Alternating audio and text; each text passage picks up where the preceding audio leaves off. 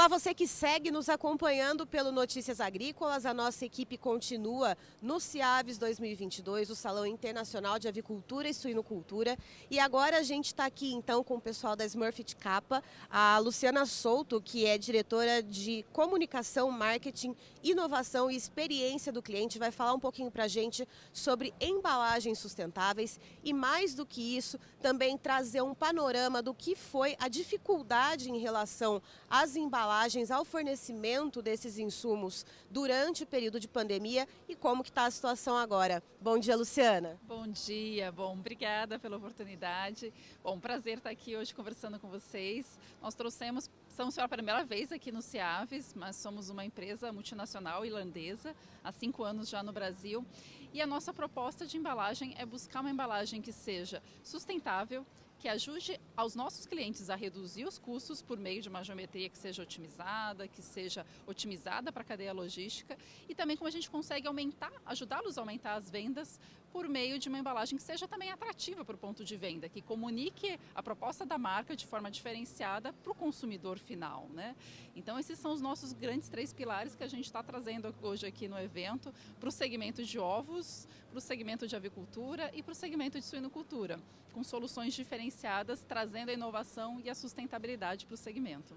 E, Luciana, para que tudo isso aconteça, para que essas embalagens sejam feitas, a gente também precisa de insumos básicos, né? Como papelão, plástico, enfim. Durante a pandemia, no Notícias Agrícolas, a gente teve vários relatos de agroindústrias comentando a respeito da dificuldade de acessar o setor de embalagens, de conseguir comprar embalagens ou até da elevação de preços. Conta um pouquinho como que foi esse desafio para a empresa. Foi possível superar, de qual maneira, quais alternativas que foram buscadas?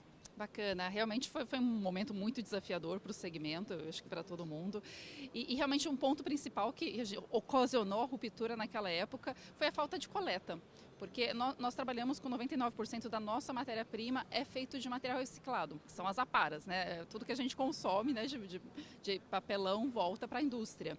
E com a pandemia, muitos catadores pararam de trabalhar e isso realmente afetou a parte da coleta e a parte de suprimentos. Então, com base nisso, realmente a gente teve uma grande dificuldade. Mas, por outro lado, como nós somos uma empresa que estamos em 36 países, a gente conseguiu comprar dos nossos amigos aí de outros países, né, dos nossos companheiros, para que a gente não tivesse essa ruptura. Então, durante a pandemia, a gente continuou mantendo o suprimento de todos os nossos clientes, a gente não teve nenhum problema nesse sentido.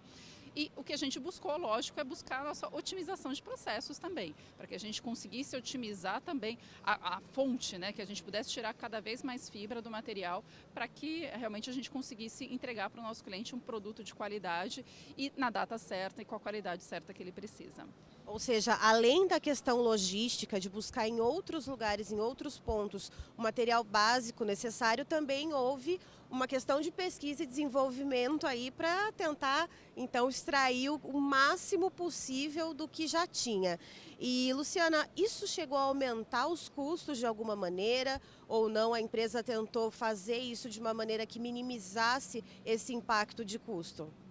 Além do material, né, da matéria-prima, que é o papel em si, nós temos milhares de outros custos, né? E outros muito fortes é o amido, que a gente utiliza na preparação da massa, mesmo a água, a energia, e todos esses outros custos a gente não tem muito controle, né, infelizmente. Mas o que a gente trabalha é sempre buscando como a gente consegue repassar para o cliente o menos possível, ou como a gente consegue reduzir o custo total do nosso cliente. Porque o que a gente fala é que a custo da caixa é só a ponta do iceberg no final do custo total da logística. Então a gente tem ferramentas que hoje nos permite a calcular qual que é exatamente a quantidade certa de papel que precisa da caixa para manter a resistência. Então, às vezes, a gente tem uma economia que a gente pode trazer para o cliente aí. E também a geometria da caixa. A gente consegue mudar a paletização. Então, a gente atua com essas nossas tecnologias, com esse software exclusivo da Smurfit Kappa, para buscar qual que é a embalagem, se a gente tem possibilidade de otimização dentro da cadeia logística do nosso cliente, que vai fazer, às vezes, ele não vai pagar mais barato na caixa, mas ele vai ter uma economia ao longo da cadeia. E com isso, ele vai conseguir trazer um ganho real no final, na sua conta, no seu PNL. E, Luciana, isso é muito interessante porque a gente fala muito em sustentabilidade e muitos consumidores, e eu me incluo nisso, porque afinal de contas todos nós vamos ao mercado, todos nós consumimos alimentos.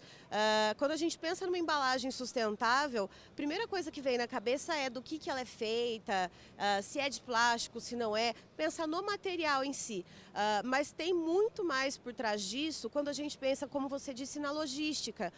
Se é possível colocar mais caixas dentro de um caminhão, você faz menos viagens e gasta menos combustíveis. Isso também é uma preocupação da empresa, é um pensamento que a empresa tenta inserir nos produtos? Sem dúvida, Ana. Para a Smurfit Kappa, a sustentabilidade está em cada fibra, de fato, porque o sistema é muito mais complexo, né? Então, você não pensa só no material em si, e sim com tudo que você utilizou para produzir esse material. E como que é a pegada de carbono que tem esse material. A gente consegue medir também com essa otimização quanto que reduz a pegada de carbono dessa embalagem nova com a redução no transporte. Então, realmente tem que pensar de maneira mais complexa e mais holística, e por isso que a gente desenvolve esses softwares para que a gente possa medir e mostrar para o nosso cliente, olha, se você trocar essa embalagem por essa, você vai ter um ganho aqui também na sua pegada de carbono e você vai conseguir oferecer para o seu cliente uma embalagem que seja mais sustentável para o meio ambiente, né, no final. E além disso, isso também acaba agregando valor ao produto, né? Sem dúvida. Além disso, nós somos certificados FSC, 100% da nossa matéria-prima é certificada FSC, o que também garante a cadeia de custódia feita de proveniente de materiais sustentáveis, e isso também é um benefício para o nosso cliente, que ele pode estampar isso na sua embalagem, inclusive. Tá aí então Luciana Souto da Smurfit Kappa nos trazendo então informações sobre embalagens sustentáveis, e isso ao longo de toda a cadeia para o fornecimento de proteínas animais, e também um overview do que foi a dificuldade para o setor de embalagens durante a pandemia. Muito obrigada, Luciana. Obrigada a você. Bom dia.